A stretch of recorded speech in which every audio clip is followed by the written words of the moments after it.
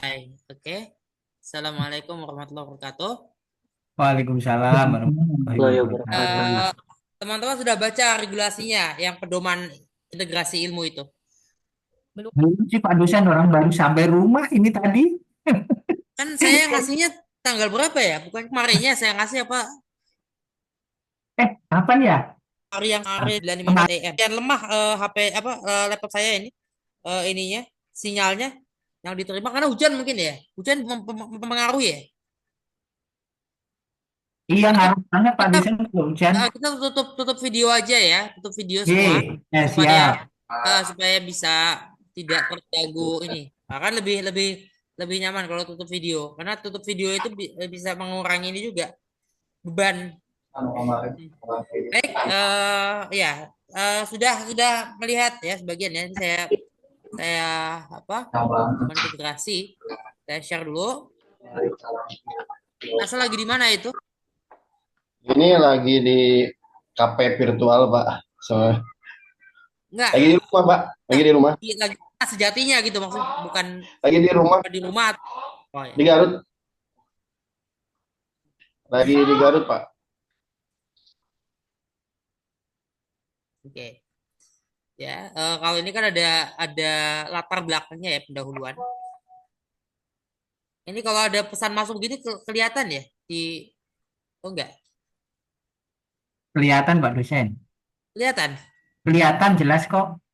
Enggak ya, kalau ada pesan masuk di WA web saya kelihatan. Nggak kelihatan. Ah? Enggak kelihatan. Nggak, kalau pesan masuk nggak kelihatan sih. Pesan pesan web WA enggak masuk ya. Nggak. Soalnya saya juga nggak punya kesempatan atau belum belum ini belum belum ada waktu yang cukup lah untuk melihat sedikit apa satu demi satu ya video-video itu.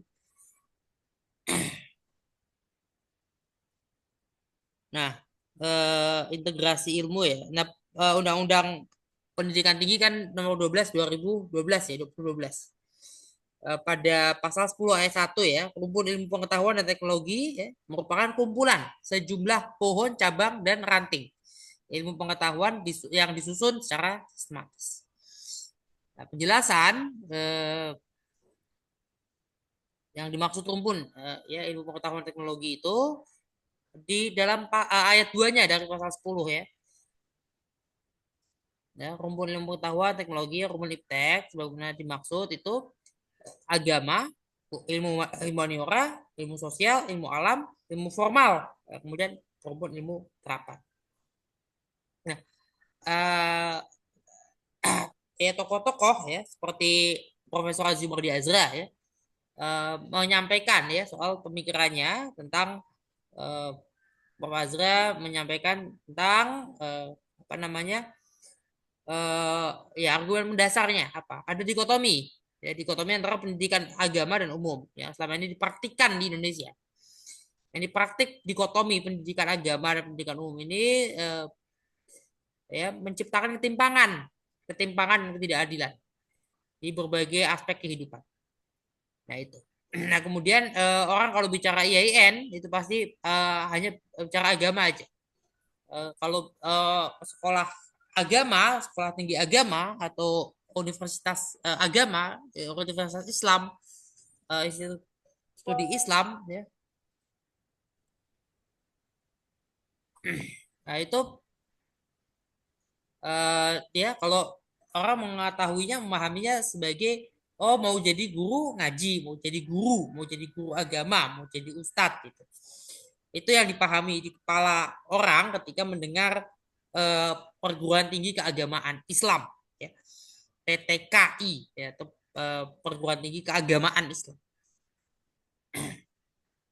Dulu agama Islam ya disebut perguruan tinggi agama Islam. Sekarang keagamaan. Ada perbedaan ya kalau diberi apa namanya imbuhan itu kan kemudian menjadi maknanya sedikit berbeda.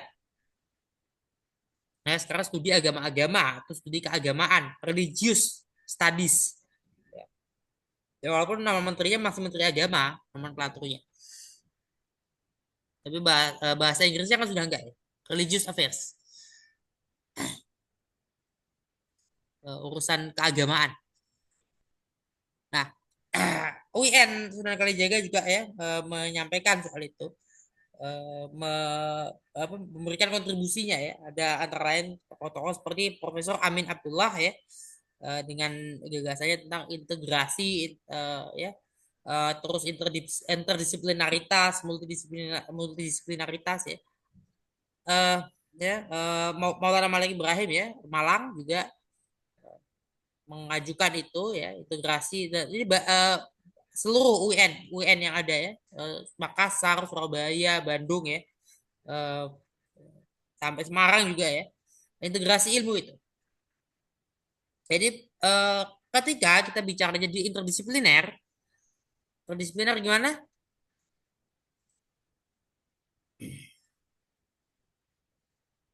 Di sini ada kalau nggak salah ya, di dalam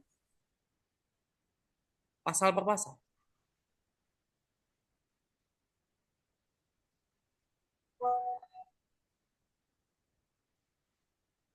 Eh, Pandangan-pandangan yang berkaitan dengan interdisipliner ya. Jadi interdisipliner itu mengenai integrasi keilmuan, mengenai bagaimana ilmu-ilmu itu sebagai satu kesatuan ya, dipelajari sebagai satu kesatuan.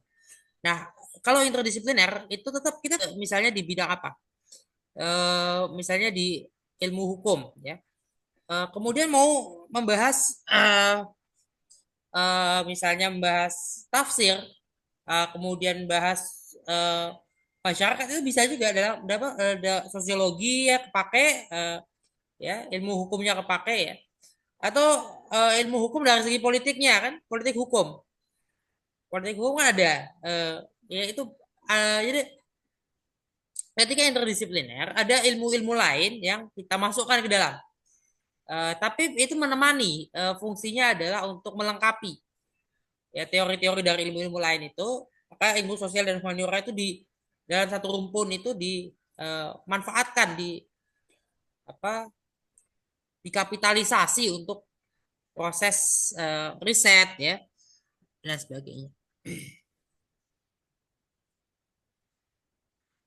Nah,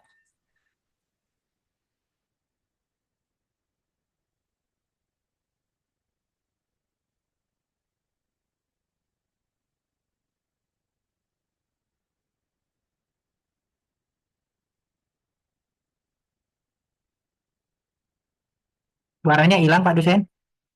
Enggak, Pak. Enggak ada suaranya pada Terdengar Suaranya hilang suara, ya. Pak. Oh, gimana? Halo? oh, Gimana? gitu. Oh, kita ya, Ya, ya Pak. Saya, Apa? kedengeran. saya pikir sinyal Bapak Hilang. yang hilang. Oh, sebentar, sebentar. Saya maksudnya tuh membuka.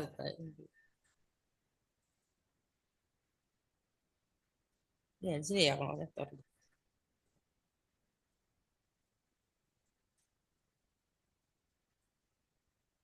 Kita kita buka buka kembali ya, kita buka kembali. Kita lihat lagi di pengantar yang lalu ya, ketika awal perkuliahan kan saya menyampaikan. Ini masuk langsung nggak? Langsung kan? Ah, ya, betul. Oke. Ini ya, relasi filsafat sains dan agama ini. Nah, agama dengan ilmu itu kan ada 4 model ya, 4 model relasi: konflik, kontras, kontak, dan konfirmasi. Kontras apa? Kontras itu agama tidak relevan, tidak memiliki kaitan dengan sains sama sekali. Agama bukan ilmu pengetahuan. Ya, dinilai sebatas urusan ukhrawi, urusan ritual-ritual, spiritualitas, sudah. Nah, itu. Konflik dianggap agama bertentangan, menghambat pengembangan iptek, dan menghalangi kebenaran sains ya. Ada latar belakang dari itu yang sudah saya sampaikan di awal-awal perkuliahan ya. Kemudian, kontak apa? Ilmu pengetahuan sebagai metode memahami teks ya. Konfirmasi adalah teks agama itu menjadi argumentasi penguat bagi ilmu pengetahuan. Ya. Ada teori Big Bang dengan teori gradasi wujud ya, baik itu Hikmah Isyraqiyah maupun Hikmah Muta'aliyah dimasukkan dalam peran Tuhan dalam proses evolusi ya. Jadi kita bicaranya fakta evolusi, bukan bukan apa? Bukan khayalan-khayalan dan upaya untuk melepaskan Tuhan dari proses Big Bang maupun proses evolusi. Ada teolog agama ya. berangkat dari keyakinan, hadir dulu, yakin dulu, ya. Kemudian kalau ilmu pengetahuan kan sama seperti halnya filsafat, dari keraguan. Namun ini kemudian menjadikan apa namanya? Nah, ini kan menjadikan ada konflik-konflik, ada perdebatan soal relasi agama dengan ilmu. Ini integrasi ilmu itu seperti itu. Islam itu mengintegrasikan ilmu pengetahuan. Ayat-ayat apa? Qauliyah ya, dari tafsir, dari Al-Qur'an, dari hadis ya. Kemudian ayat-ayat kauniyah integrasikan ya. Bukan dipertentangkan, tapi diintegrasikan. Itu model ininya, model pengembangan pengetahuan. Ya. Integrasi ilmu itu ya, integrasi ilmu itu berangkat dari pemikiran-pemikiran melihat dari konflik-konflik ya yang terjadi. Ketika ya di Indonesia ini juga hal yang itu yang semacam itu terjadi. Terjadi apa namanya saat pendidikan kita, pendidikan tinggi terutama itu dipisah antara pendidikan tinggi keagamaan dengan pendidikan tinggi yang non keagamaan, yang dianggap perguruan tinggi umum. Perguruan tinggi keagamaan, kalau di Kristen tuh apa aja sih? Di Kristen kan ada seminari, ada sekolah tinggi teologi, ada sekolah tinggi teologi dan filsafat. Seminari itu Katolik ya. Ortodoks juga menggunakan nomenklatur sama kalau tidak salah. Seminari itu sekolah calon pastor, sekolah otoritas. Madrasah Qum di Iran itu juga merupakan semacam dengan seminari. Dia melatih, mendidik ya, menyiapkan para pemegang otoritas keagamaan di kalangan umat Islam yaitu Syiah. Kalau di wilayah Afrika Utara, di wilayah Syam, terus di Semenanjung Arabia, banyak juga kampus-kampus yang seperti itu yang mendidik ya atau menyiapkan para calon pemegang otoritas agama. Maroko punya lembaga-lembaga pendidikan semacam itu, dibiayai oleh negara. Yordania juga punya, dibiayai oleh negaranya. Nah, itu model-model seperti itu. Kalau di sini hari Indonesia punya misalnya Mahat Ali, itu memang untuk otoritas agama, pemegang otoritas agama. Nah, masyarakat Indonesia sudah terbiasa sejak masa kolonial ya, sudah terbiasa dengan pemisahan-pemisahan. Sehingga kita ketika belajarnya itu perguruan tinggi keagamaan ya, dikiranya mau jadi imam masjid atau dikiranya mau jadi muazin di masjid atau mau jadi lebay itu, mau jadi apa mau jadi apa namanya? Mau jadi penghulu gitu ya. Tidak sebatas itu. Tidak sebatas itu. Kalau ilmu Al-Quran dan tafsir apa misalnya? Prospek lulusannya apa ilmu Al-Quran dan tafsir? Jadi Pak ustad. Derajat. Jadi ustad, Pak. Enggak selama. Itu terlalu mana ya kan? Ustadz itu kalau di kita ya, kalau di kita itu ya Ustadz, Kiai, apa, Tuan Guru, Tuangku itu apa abstrak ya, maksudnya bukan abstrak, itu terlalu general sebetulnya, terlalu general. Karena siapa yang mengangkat orang jadi kiai? Masyarakat. Masyarakat. Masyarakat. Nah, kalau Syiah itu kan tidak. Syiah kan tidak begitu. Siapa yang mengangkat jadi marja? Siapa yang menentukan tahapan-tahapan menuju sampai jadi ayatullah?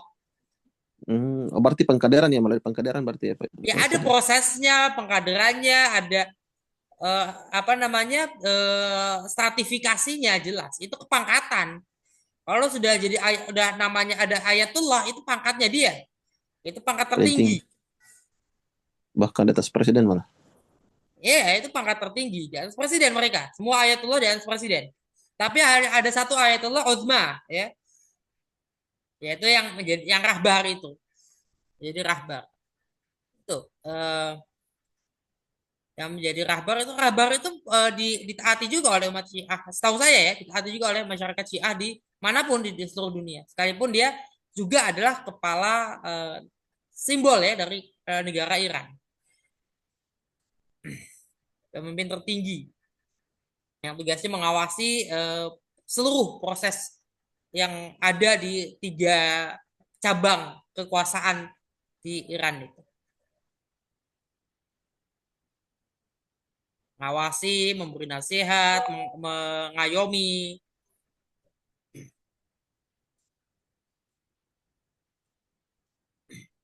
Dan mengatur apa namanya relasi. Kalau ada yang salah ya dan sebagainya. Itu tugas seorang rahbar. Nah, di Sunni kan nggak begitu. Sunni punya apa? Punya sistem sendiri yang lebih terbuka sebetulnya. Nah, kemudian balik lagi tadi, apa tujuannya kita tujuan dari perguruan tinggi keagamaan Islam menghadirkan sarjana ulama ya, menghadirkan sarjana ulama. Bisa misalnya perguruan tinggi keagamaan Islam ya. UIN itu kan masih PTKIN ya. UIN Jakarta misalnya ada kedokteran ya. Dokter yang hafiz Quran berbeda dengan dokter yang tidak hafiz Quran. Insinyur arsitek yang hafiz Quran tidak sama dengan arsitek yang tidak hafiz Quran. Itu. Jadi bukan tidak ada kaitannya secara profesional antara hafiz dengan tidaknya kalau dia itu ya, bekerja di bidang yang bukan jadi ustadz gitu ya. Ada hubungan profesionalnya. Secara spiritual ada ya. Karena manusia makhluk spiritual. Tuh, manusia makhluk spiritual berarti ada hubungan secara spiritual saja sudah ada. Secara profesionalnya gimana? Gini, itu kan berakibat dia punya spiritualitas, religiusitas yang baik ya, yang excellent lah misalnya. Nah, itu dia dengan demikian ketika dia bekerja dia memegang itu. Ada batasan-batasan nilai agama, ajaran agama. Ajaran agama itu dia bisa tafsirkan atau dia bisa diskusikan dengan orang yang tahu tafsir, yang memahami tafsir. Jadi sekalipun ada unsur cocok logi, ya, sekalipun ada unsur cocok logi, tapi kalau kita membawanya ke ahli tafsir, ya maka bisa ketemu di mana yang kira-kira pas, gitu ya. Bagaimana caranya untuk menyingkronkan antara pemahaman dari seorang dokter yang membaca Al-Quran dan membaca tafsir Al-Quran, kemudian dengan ahli tafsirnya sendiri. Jadi ada proses sinkronisasi yang bisa kita lakukan. Nah, proses itu ada dalam kalau kita belajar integrasi ilmu, nah kita meyakini ada persatuan ya, bahwa ilmu pengetahuan dan agama itu bersatu, integral. Itu ya. Tadi kita sampai di pembahasan apa namanya integrasi ilmu. Nah, saya minta teman-teman tadi tuh baca juga 2 buku ya tentang fenomena agama ya. Agama sebagai sebuah fenomena ya. Agama itu fenomena sosial dan juga fenomena budaya. Agama adalah produk budaya ya. Bukan kemudian wahyu yang menjadi produk budaya. Yang menjadi produk budaya itu agama. Wahyu tidak termasuk dalam produk budayanya. Setelah turun, ya wahyu itu kan turun. Turun itu bukan turun, dibayangkan turun dari langit atau turun yang dimaksud itu sebetulnya diletakkan ya, diletakkan di sanubari kita ya, diperoleh melalui para nabi ya. Setelah wahyu itu ada, sudah ada real ini wahyu disampaikan oleh para nabi, para rasul ya, para rasul menyampaikan wahyu. Setelah itu ada penafsiran, ada praktik-praktik ya, dan praktik-praktik itu berubah sedikit demi sedikit berubah. Ada perubahan-perubahan. Perubahan-perubahan yang itu nyata, real. Ada perubahan-perubahan seperti itu. Perubahan terjadi karena memang harus terjadi. Karena tuntutan zaman. Semakin meluas, semakin Islam itu berada di mana saja. Hari ini Islam sudah terglobalkan. Negara mana coba yang nggak ada umat Islamnya? Di Perancis ada orang Islam, ya, umat Islam ada di Perancis, umat Islam ada di Belanda, umat Islam ada di Jerman, di Amerika. Itu di Amerika Serikat sudah ada satu kota, ya, satu kota yang mayoritas penduduknya adalah Muslim. Berarti kan sudah jelas ya. Nah, kemudian di Australia ada Islam, ada umat Islam ya, ada umat Islam itu di mana-mana. Sekarang Pakistan dan India itu mulai melampaui Indonesia jumlah umat Islamnya, mulai melampaui. Sekarang Pakistan nomor 1, nomor 2-nya masih Indonesia. Prospek berdasarkan hitung-hitungan ya, perakiraannya itu Indonesia akan jadi nomor 3 terakhir itu, akan jadi nomor 3 karena jumlah umat Islam Indonesia segitu-segitu aja. Sementara jumlah umat Islam Pakistan, India itu makin banyak, kelahiran terutama. Mereka kan produktif, banyak ini ya. Sementara kita sudah mulai berpikir untuk nggak mau punya anak banyak-banyak. Ustadz, itu secara persentase atau secara jumlah? Jumlah Pak Nasrul. Secara jumlah ya, Jumlahnya. bukan Jadi persentase. India itu akan tetap mayoritasnya Hindu, tapi umat Islamnya terbesar di dunia gitu loh. Jadi Karena Pak jumlah Nasrul pikir bayangannya berapa jumlah penduduk India kira-kira kalau kayak gitu? Berapa kira-kira? 2 miliar, Pak. Hampir Berarti ya, lebih berarti hampir 2 miliar. Hampir 2 berarti miliar. berarti lebih dari 270 ya, 270 juta. Ya iya dong, kita kan umat Islam kita cuma 200 berapa juta? Iya. 270-an itu kan sudah termasuk yang Kristen, Protestan, Katolik, yang Hindu, Buddha, 270, 280 sekarang. 280 juta. Sedangkan umat Islam India, Pakistan sekarang ya, umat Islam Pakistan itu mereka berapa jumlah umat Kristennya? Sedikit ya, umat non Muslimnya sedikit. Pada saat partisi itu kan dibagi hanya Islam dan Hindu. Hanya Islam dan Hindu. Nah, itu dilakukan karena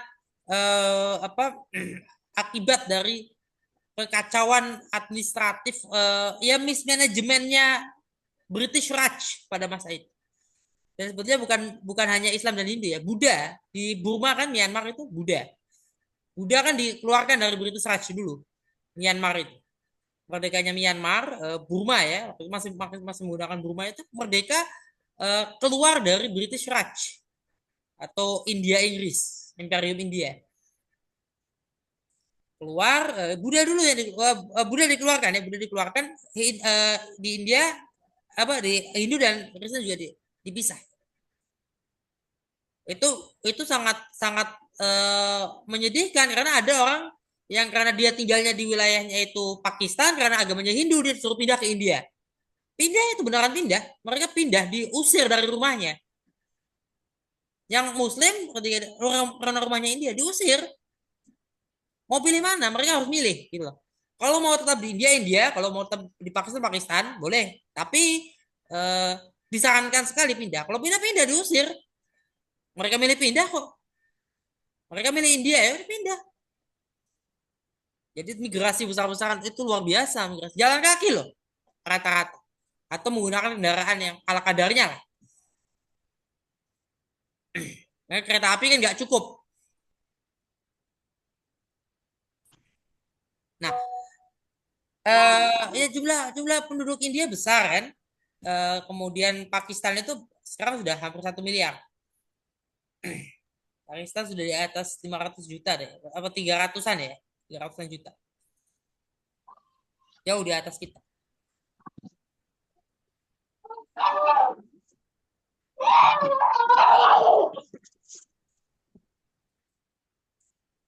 Nah, itu fenomena ya, fenomena.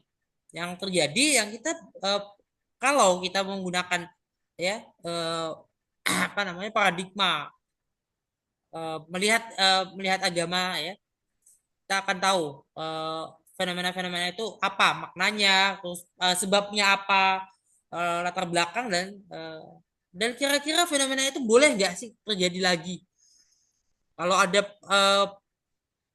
pemisahan seperti itu, partisi yang berdasarkan agama, berdasarkan etnis dan sebagainya. Kalau terjadi lagi itu masih boleh nggak?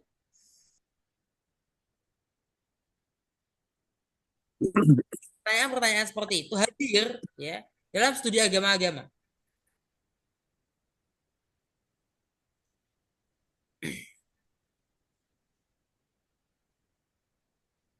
Itu. Gimana ada pertanyaan atau masuk ada pertanyaan atau tanggapan terkait integrasi keilmuan ataupun agama ya, dalam kaitannya fenomena sosial budaya? Pak dosen.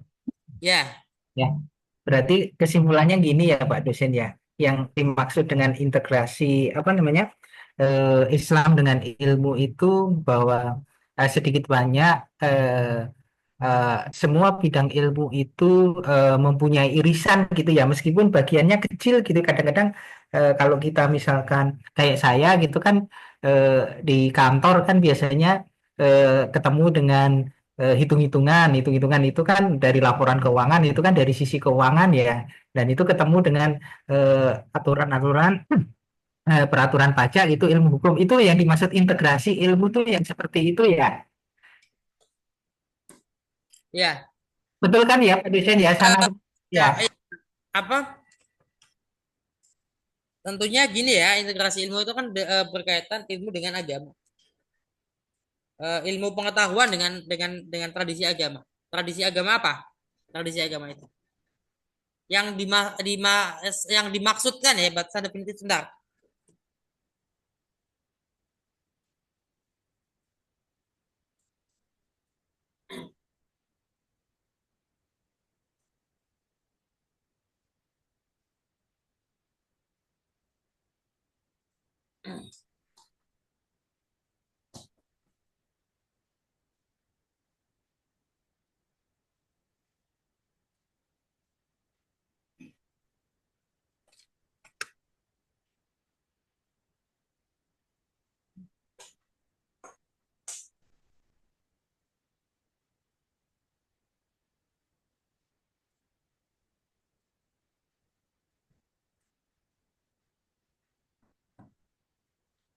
Batasan definitif eh apa tadi Pak Derajat? Ya, yang dimaksud dengan integrasi ilmu misalkan ya, integrasi Islam dengan disiplin ilmu yang lain itu yang saya tangkap gini ya dari penjelasan Pak dosen. Nanti kalau salah dilurusin ya, bahwa ketika kita misalkan mendalami suatu ilmu, misalkan kayak saya bekerja di kantor gitu kan, di kantor pajak itu kan biasanya ketemu dengan hitung-hitungan gitu kan.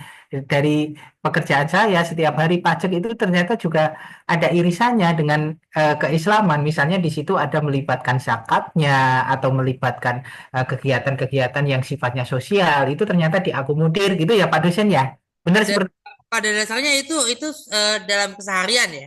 Itu dalam iya. keseharian.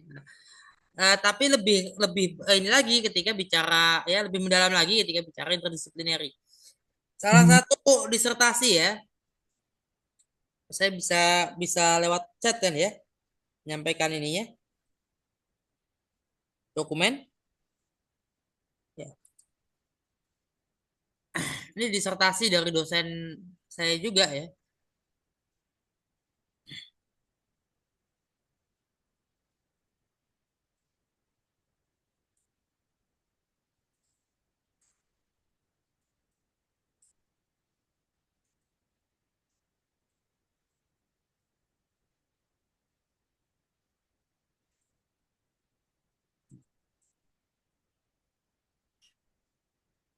Disertasi ini judulnya Muawiyat ya. Nah, ketika ketika eh, ya ini disertasi yang saya sampaikan di chat ya, sedang diunggah. Ini eh, isinya tentang yang diteliti adalah tentang hadis-hadis yang berkaitan, ada hadis-hadis politik pada masa yang bisa dikatakan pesanan ya kalau bahasa politiknya ya. Tapi bukan itu ya yang saya pahami, melainkan hadis-hadis yang mana ada pengaruh Muawiyah di dalamnya. Ada pengaruh Muawiyah di dalamnya. Ada pengaruhnya Muawiyah dalam proses eh, apa periwayatan hadis. Karena apa? Muawiyah membutuhkan legitimasi agama untuk kekuasaannya. Itu ya, yang ingin dibuktikan oleh Dr. Muhammad Babul Ulum ini dosen saya. Yang ingin membuktikan ada unsur politik dalam proses periwayatan hadis. Nah, unsur politik ini berarti apa? Ada ilmu politik nggak? Ada ilmu politiknya ya. Ada ilmu hadisnya. Jelas, dia harus belajar ilmu hadis.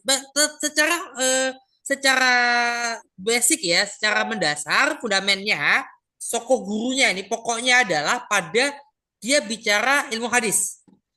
Itu yang paling utama, dia bicara ilmu hadis. Dalam bicara ilmu hadis, dia melibatkan ilmu politik, dia melibatkan sejarah, ya ilmu sejarah. Dia melibatkan juga tentunya sosiologi. Ya, jadi ada 4 bidang ilmu nih yang di apa termasuk pembacaan terhadap Sirah Nabawiyah misalnya itu. Maka mungkin ada filologinya juga ya, karena kan teks lama ya.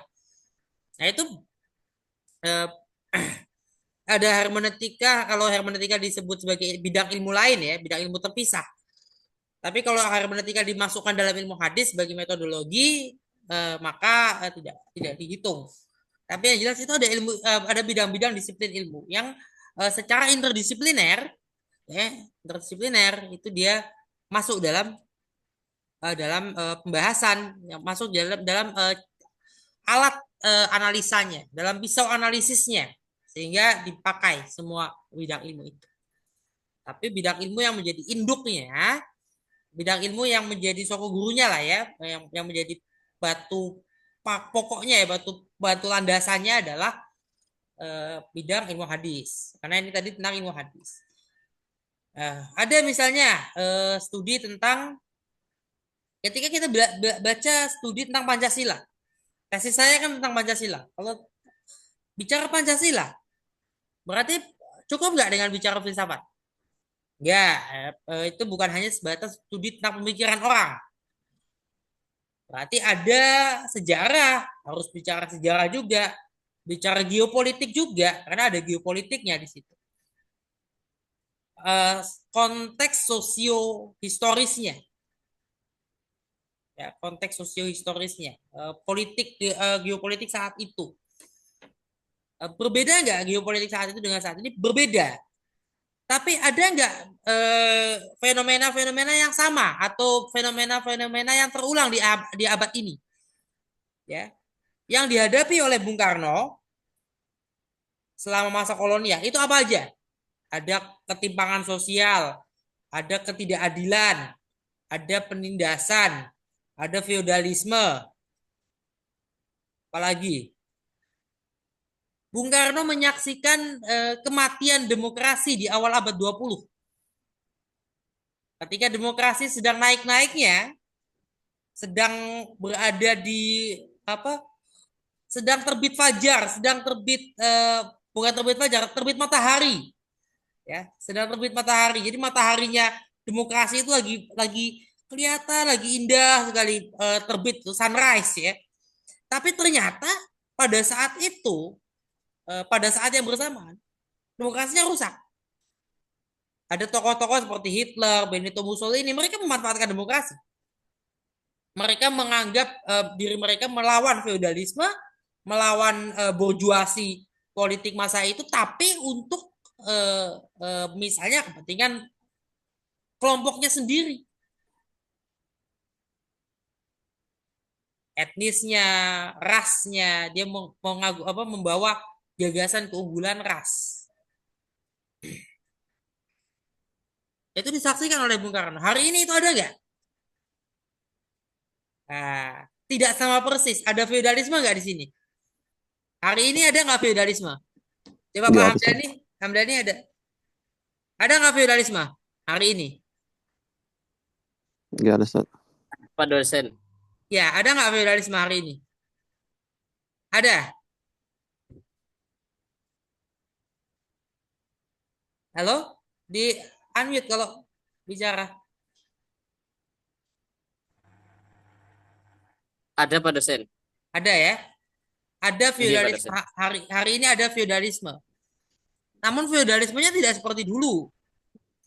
Ya, mungkin dulu itu kerajaan-kerajaan ya yang turun-temurun. Hari ini kita bahkan menyebut siapa ya orang yang punya harta banyak ya, yang punya harta miliaran rupiah aja ya, itu kan berarti masih ratusan juta US dollar.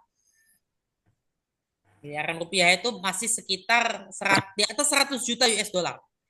Jadi tidak sampai 1 miliar ya kalau US dollar. Ada yang di atas 1 miliar US dollar. Ya, beberapa selebritis kita itu sangat sangat kaya mereka itu. Termasuk politisi kita. Ya, ada yang punya pesawat pribadi sampai punya pulau pribadi. Pulau pribadi sebetulnya bukan dimiliki ya. Itu sewa kepada negara. Ya mereka nggak bisa mewariskan itulah pokoknya. Itu bukan harta waris. Rumahnya bisa diwariskan tapi tanahnya tidak. Jadi itu deposit ke negara dan dia bayar pajaknya juga ya. Selain deposit dia harus membayar terus ke negara satu pulau itu.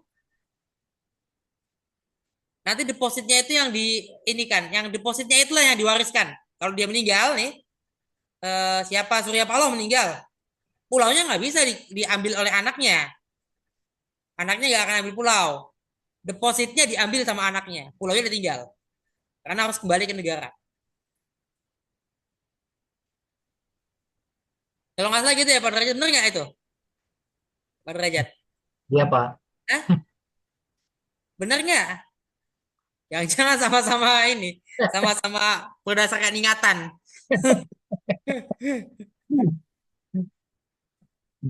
Tapi itu yang pernah saya baca ya kalau nggak salah memang seperti itu. Karena nggak boleh pulau kan, depositnya yang diwariskan.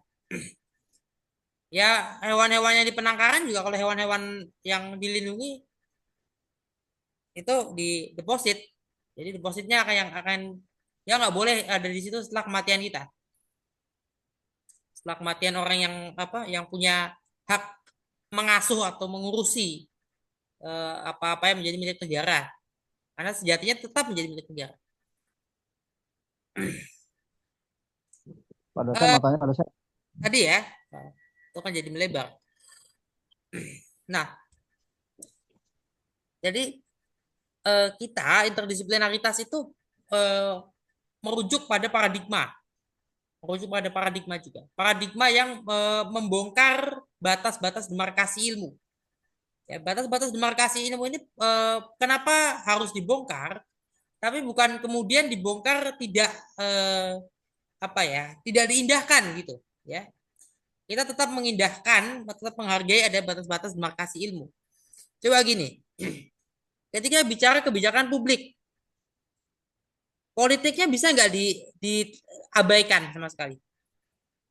Ya bisa. Ketika bicara administrasi publik, ya, administrasi publik, kebijakan publik, unsur politik di dalamnya tidak bisa diabaikan, harus diperhatikan. Sosiologinya, kajian masyarakatnya diperhatikan ya. Kebijakan pemerintahan Orde Baru misalnya yang membuat ya satu narasi, satu semacam doktrin bahwa satu provinsi satu suku bangsa itu kan ada landasan keilmuannya.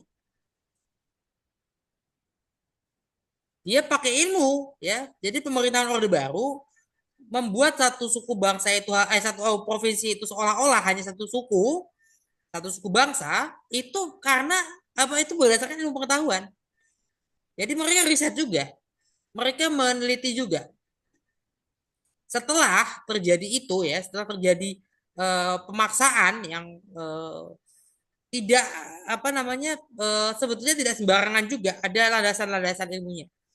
Ya, hanya ini memang belum kita temukan aja. Dan saya memang tidak ingin untuk mempelajari kenapa Soeharto membatasi itu ya. Bukan Soehartonya sih, pemerintahannya. Kenapa sampai membatasi seperti itu? Sebetulnya ada jawaban alasan mereka itu.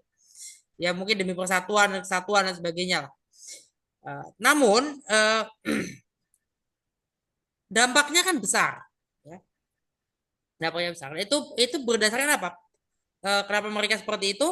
Ada, oh Pak Wisnu, ada ya, ya, ya. Baik, baik. Itu ya, dampaknya besar terhadap apa namanya terhadap satu apa persatuan kita. Maka itu setelah era Orde Baru kan banyak provinsi yang terbentuk pengen jadi provinsi lagi. Kenapa? Sukunya beda. Alasannya itu, suku bangsanya berbeda, pernah menjadi kerajaan yang berbeda dan sebagainya. Banten ya, Banten itu Bung Karno itu ngetawain Banten mau jadi provinsi, Banten mau jadi provinsi gimana itu? Diketawain dulu itu tokoh-tokoh bangsawan Banten yang tuh bagus-bagus itu datang kepada Bung Karno, datang ke Istana Merdeka, minta Banten jadi provinsi. Hanya diketawain. Pak dosen. Tidak dianggap sama sekali.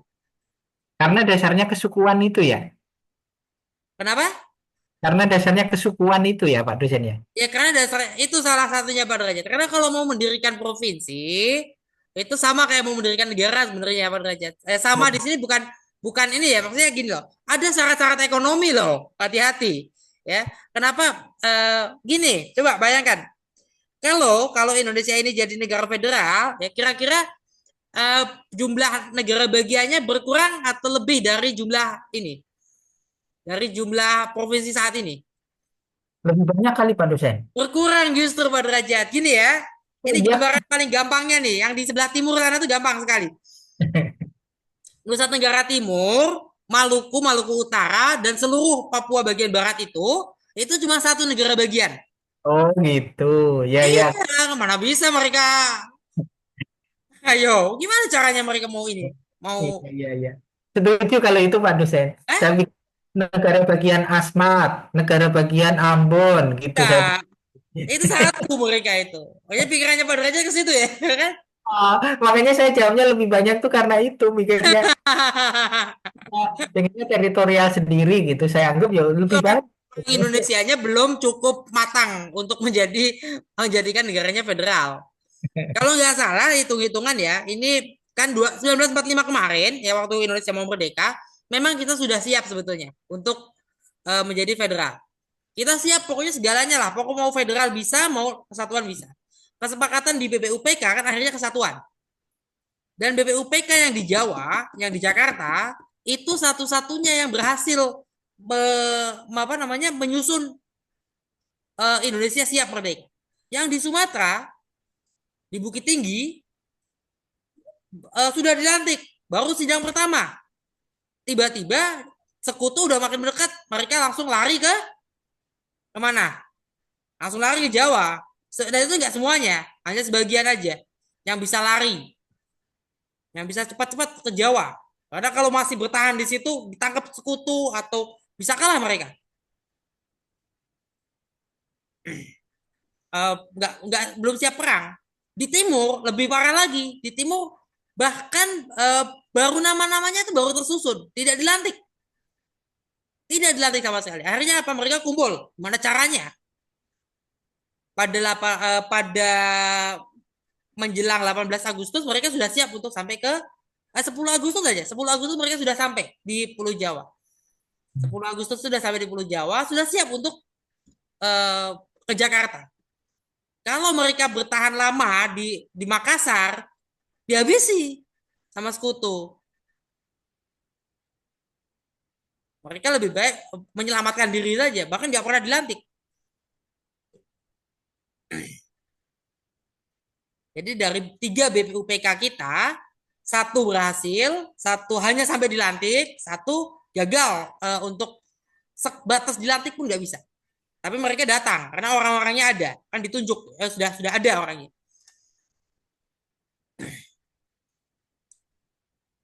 Nah, mereka ketemu itu kan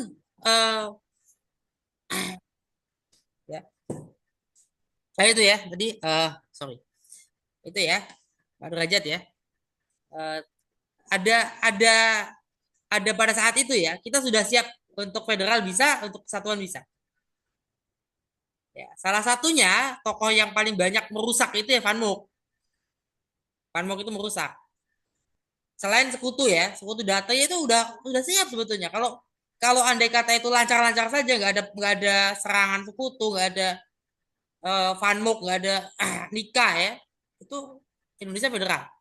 Dan memang disepakati, kalau memang disepakati.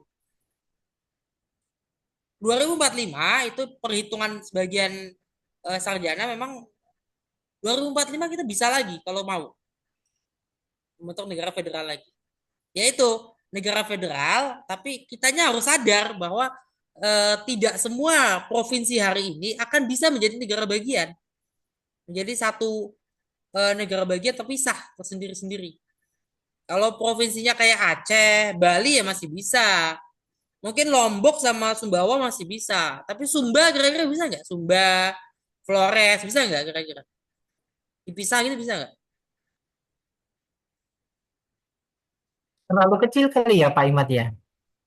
Itu Sumbawa kan kecil juga. Sumbawa kecil juga. Terus Lombok kan kecil juga. Tapi mungkin potensinya kali Pak dosen ya. Nah, itu makanya ada unsur ekonomi. Pada derajat ekonomi kan sebelumnya. Ya kalau pendapatan asli daerahnya lebih kecil dari dana APBN yang dikucurkan ke daerah ya rugi daerahnya. Masa disuplai sama negara terus-terusan. Itu Papua itu disuplai terus. Ya, disuplai terus, tapi mereka itu ya sudah ya itu ada faktor faktor internal mereka sendiri. Itu kan konflik internal sebetulnya OPM itu. Konflik internal antara mereka lah, antara orang-orang Papua sendiri kok. Yang mau merdeka sama yang mau bergabung sama Indonesia. Kan karena sudah gabung sama Indonesia dan mereka nggak terima, kan akibatnya mereka jadi separatis. Separatis yang dimaksud bukan separatis karena ingin memisahkan dari Indonesia saja, tapi memang menolak sejak awal. Mereka menerima janji Belanda itu. Sama Maluku Selatan juga begitu. Ya kalau Papua dan Maluku yang sekarang dengan batas misalnya batas Maluku yang sekarang aja itu dijadikan negara bagian tersendiri, berantakan. Sama kayak Papua hari ini, malah tambah parah. Makanya kalau menjadi negara bagian, mereka harus gabung Pulau Maluku, Pulau Papua bagian barat, bahkan tambah NTT. Itu kalau apa melihat dari unsur itu ya. Nah, kita bisa tahu kayak gitu dari mana? Kita belajar ekonominya, kita melihat ekonominya, ekonomi kan ada geopolitik juga, sejarah dari situ. Itu interdisipliner. Ini sederhananya. Kenapa saya sampaikan harus memahami teman-teman itu apa yang interdisipliner? Karena memang studi Islam di ISIF ya kita cenderung ya ada interdisiplinaritas di sini. Teman-teman akan belajar interdisipliner. Terutama kalau IAT, ilmu Al-Quran dan tafsir kan tidak sebatas teman-teman belajar tafsir saja. Tafsir itu tidak bisa dibatasi pada satu demarkasi ilmu, satu disiplin ya, satu disiplin saja. Ketika belajar tafsir harus belajar sosiologinya juga pada masa itu gimana, sejarah. Coba misalnya apa sih yang bikin Muawiyah kok gampang menyusun kekuatan militer pada masa itu? Kenapa Rasul gampang menyusun kekuatan militer? untuk apa di Madinah ya, pada saat itu. Madinah terbentuk satu komunitas muslim pertama, komunitas muslim awal ya. Ada Piagam Madinah, sudah ada militernya. Cepat sekali. Dan apakah militer resmi? Enggak. Dulu bagaimana caranya memperoleh senjata? Pedang, panah itu bagaimana caranya untuk memperoleh itu? Yang bikin pedang dulu siapa? Yang bikin panah dulu siapa? Itu kalau hari ini kita membayangkannya dengan konteks sekarang, nggak ketemu karena hari ini tidak semua pandai besi, tukang besi. Kalau kita datang ke bengkel besi yang ada ya sekitar kita, itu tukang las misalnya, bikin pedang dong, nggak bisa kan? Atau siapa yang tahu pandai besi di mana? Ke pabrik besi mana gitu misalnya, yang biasa bikin pagar, yang biasa bikin apa, bikin Sekarang susah Pak Imad, nyarinya di mana itu? ya, nggak ada yang mau bikin pedang gitu loh, nggak ada yang mau bikin. Pak Derajat mau datang ke siapa gitu, bikin pedang dong, nggak bisa bikin pedang. Nah, dulu kan semuanya kalau dia apa bisa apa berkreasi dengan besinya ya, apa namanya, seni perbesiannya itu ada, keahliannya pandai besi ya, dia bisa bikin pedang. Pedangnya nggak mau diperoleh, asal ada uangnya aja dan kita bisa makainya. Kalau sekarang ya kalau misalnya aman-aman aja, misalnya dia sedang menolak ya, tapi kalau dia kemudian melaporkan kita ke polisi gimana? Ini saya diminta bikin pedang, takutnya mau dipakai buat kejahatan, buat kriminalitas ya kan? Bisa loh kalau ya, itu kan apa, gambaran ya. Nah, masyarakatnya berubah kan? Iya. Nah, dan perubahan itu harus kita kenali. Untuk mengenali itu kita harus belajar sejarah, belajar perkembangan sosial, ada teori-teori tentang perubahan sosial. Dengan adanya teknologi, itu perubahan sosial terjadi. Hari ini kita bisa eh, telepon video call, melakukan panggilan video itu bisa. Ya, zaman kecil ya. Kalau yang lahir 1970-an itu pada tahun 1980 berapa ya? 1980-an ya, pertengahan ya, 19, waktu saya menjelang lahir, saya masih baru bayi itu 1986 itu ada film apa, Back to the Future. Ada 1, 2, 3 kan. Itu kan menceritakan mesin waktu datang ke 2015. Kira-kira 2015 itu kayak gimana? Nah, kira-kira eh, lihat tahun 80-an, kira-kira Pak Derajat masih ingat nggak tahun 80-an? Masih Pak. Kebayang TV-nya nggak? Kebayang nggak akan ada yang seperti kayak gini waktu itu? nggak Saya juga kebayang. tahun 90-an tuh nggak kebayang. Jauh banget Pak ya. Nah, Jauh banget, perbedaannya udah jauh banget. ya sangat jauh ya. Satu hal ya, yang misalnya yang kita tidak sangka ya, Jakarta misalnya, Jakarta, Surabaya, Surabaya udah kan ya, Medan, Bandung juga kalau nggak salah, itu sudah mulai transportasi publiknya sudah mulai baik. Ya, walaupun sekarang tetap macet ternyata ya. Saya coba apa, waktu ke Bandung pakai travel, travel cepat karena kan tinggal masuk tol aja kan, masuk tol keluar tol.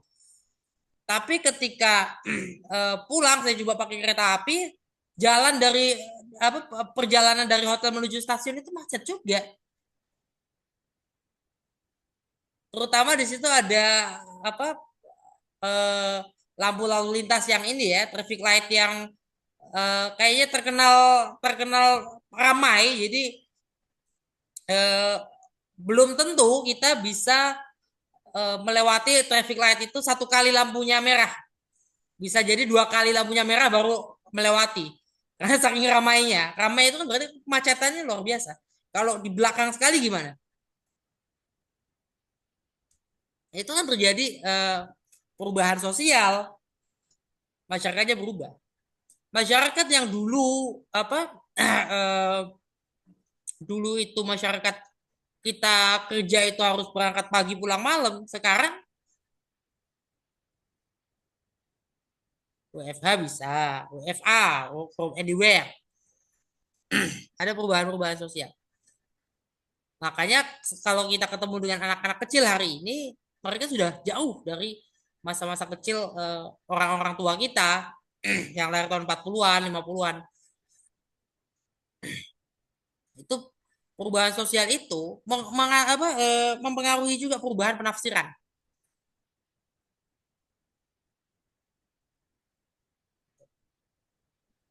Mau tanya Pak dosen Ya, mengenai perlawanan feodalisme itu Pak dosen ya. Di Indonesia kan sempat ada komunis gitu ya.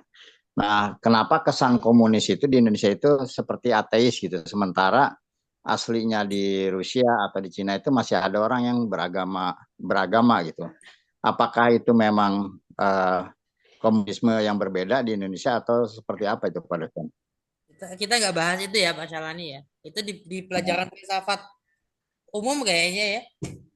Atau Oh, di uh, sudah iya, jam oke, 8 Pak. gimana? Teman-teman, sudah jelas ya. Saya sudah sampaikan ininya loh, soal UAS. Ya.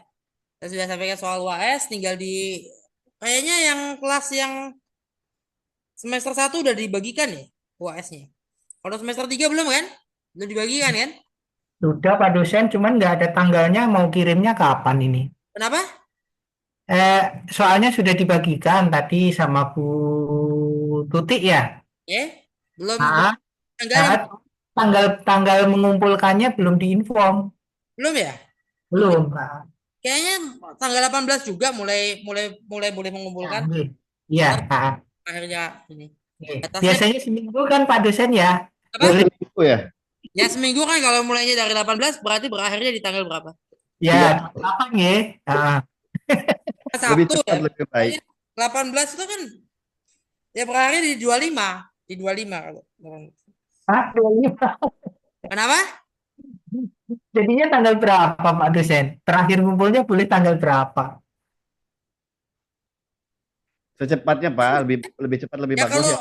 itu kan cuma berapa kok saya ngasih soal itu. Soalnya kan cuma Ya, namanya kan memohon kan boleh Pak. banyak-banyak soalnya itu saya kasih. Saya ini termasuk ngasih soal itu nggak banyak-banyak. Apalagi ada bonusnya itu. Kayaknya cuma semester 3 yang saya kasih bonus ya soalnya. Iya, Udah banyak tuh makasih Pak soalnya. dosen ya. Hah? Pak, baik banget. Kenapa? Ya. Ya itu saya ngasih soal bonus kan? Udah baca soalnya kan? Ada Udah. satu soal bonus itu pasti dapat dapat nilai tertinggi untuk nomor itu. Dan dan dijawab dong, kalau masa dikasih bonus gak dijawab. Siap. Makasih ya Pak dosen ya, bonusnya ya. Saya kasih bonus 1 soalnya kan. Sisanya kan berarti udah tinggal dikerjakan ya. Ya, siapa? Nilainya apa aja juga juga nilainya sama, ya. Nilainya bagus semua itu. Ya, ya, kita tutup dengan alhamdulillah bersama-sama. Alhamdulillah alamin. Wassalamualaikum warahmatullahi wabarakatuh. Waalaikumsalam. warahmatullahi wabarakatuh. Ini berarti pertemuan terakhir Pak ya. Ya.